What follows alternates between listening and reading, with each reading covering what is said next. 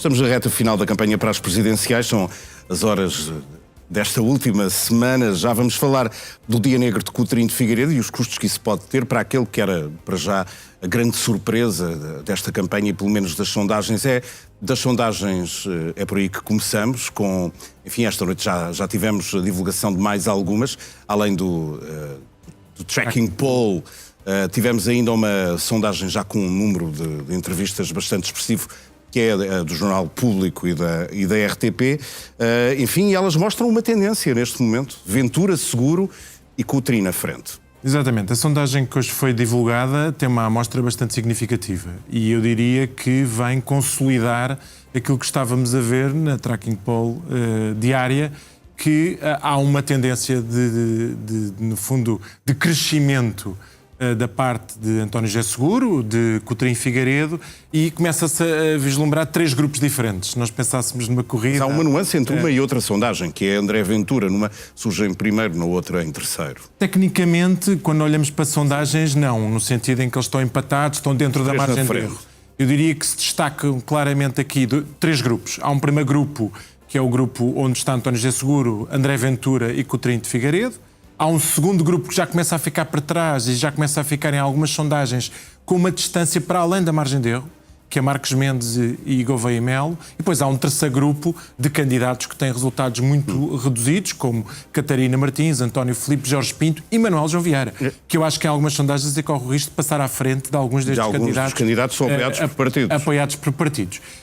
E, portanto, eu diria que destacando aquilo que aconteceu de mais relevante para cada um dos candidatos, especialmente os 5 que estão com melhores resultados, eu diria que António José Seguro tem continuado a somar apoios e, portanto, não só consolida apoios dentro daquilo que é o Partido Socialista, Carlos César, Pedro Nuno Santos, como teve o apoio de Inês Sousa Real. Portanto, a Inês Sousa Real acho que teve a capacidade de fazer aquilo que Jorge Pinto não teve. E, portanto, Jorge Pinto anunciou que poderia fazer, mas depois não fez. Eu acho que agora corre o risco de ficar atrás de Manuel João Vieira.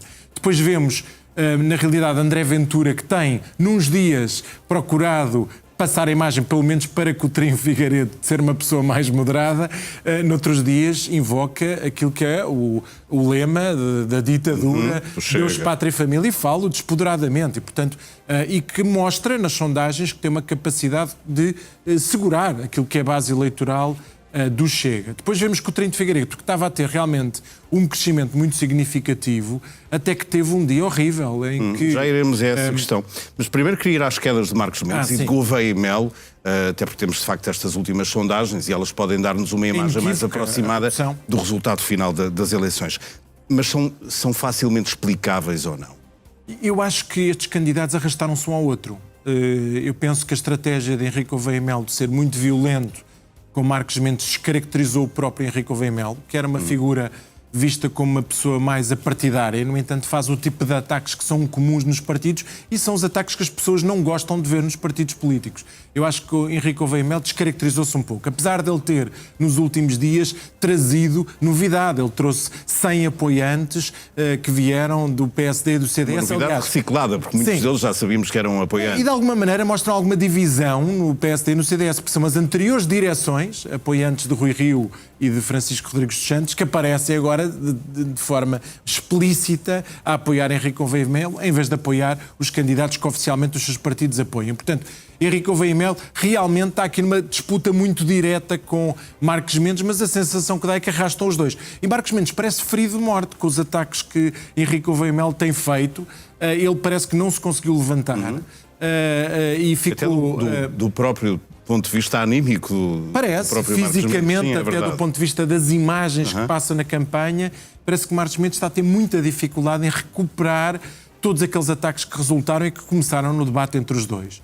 E, portanto, eu acho que passa a ideia de que nem um nem outro vão passar à segunda volta. Eu acho que a tendência vai ser eles continuarem a cair, com muitas pessoas a sentir que a promessa de passar à segunda volta não vai acontecer e se calhar vão redirecionar o seu voto Vamos para os outros também três pelas que estão últimas na frente. sondagens, até porque na quinta-feira será divulgada a nossa sondagem da Intercampos para a média livre. Aliás, é amanhã à noite aqui no Now e, portanto, teremos logo... Eu acho que as médias ajudam-nos a perceber... Mas é uma sondagem também importante. A tendência. E a tendência é esta. A tendência é Ventura aguentou, Marcos Mendes e o Almirante Gouveia Melo caíram, António José Seguro e Coutinho de Figueiredo subiram e António José Seguro aparentemente está a disputar a vitória nestas eleições com Ventura. Falemos agora de Coutinho de Figueiredo, que tem duas polémicas à perna.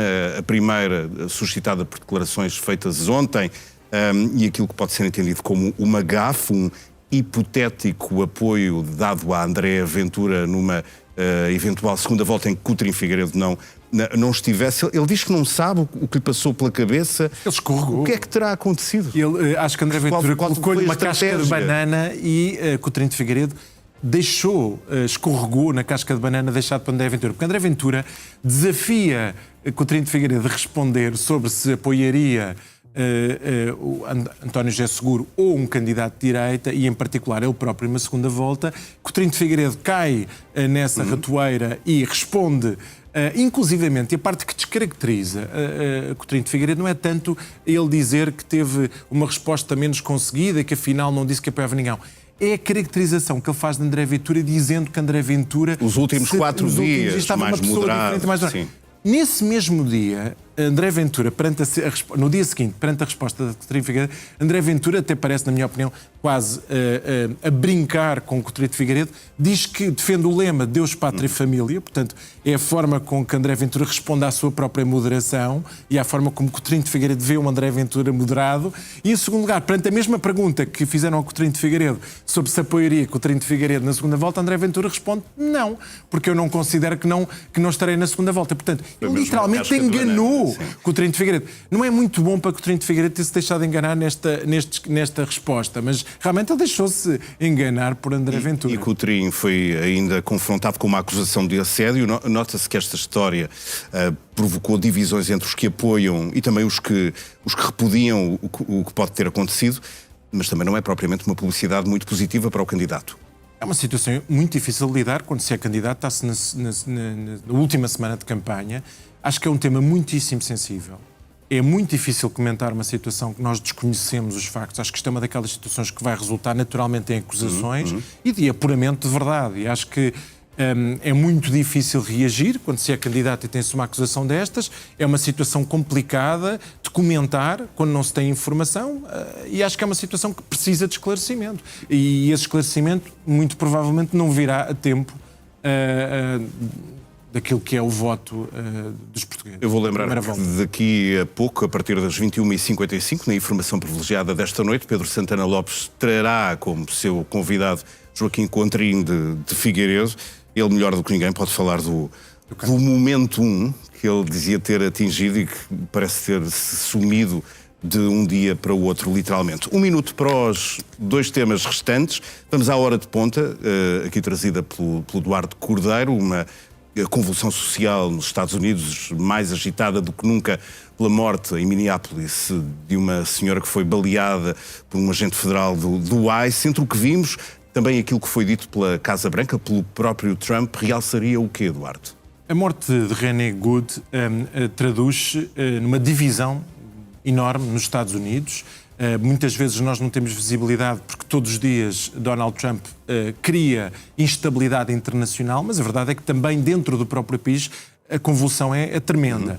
Estas intervenções do ICE resultaram já em várias mortes, neste caso em concreto em reações obviamente muito claras da parte da Igreja Católica, da parte de um conjunto de personalidades. Nós vimos desde nova geração como Billie Eilish, às gerações mais antigas como Neil Young, agora nos Globos de Ouro inúmeras personalidades a irem com pinos claramente a criticar as intervenções do ICE.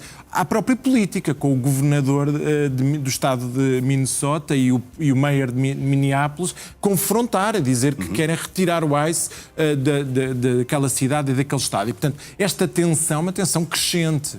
E eu acho que devemos olhar com atenção, porque pode resultar em situações claras de confronto, inclusivamente entre autoridades, e, portanto, quase num clima de guerra civil. E, portanto, só para dizer que realmente Donald Trump está a abrir frentes em todas as direções, internacional, internas, e, portanto, isto cria um clima muito complicado.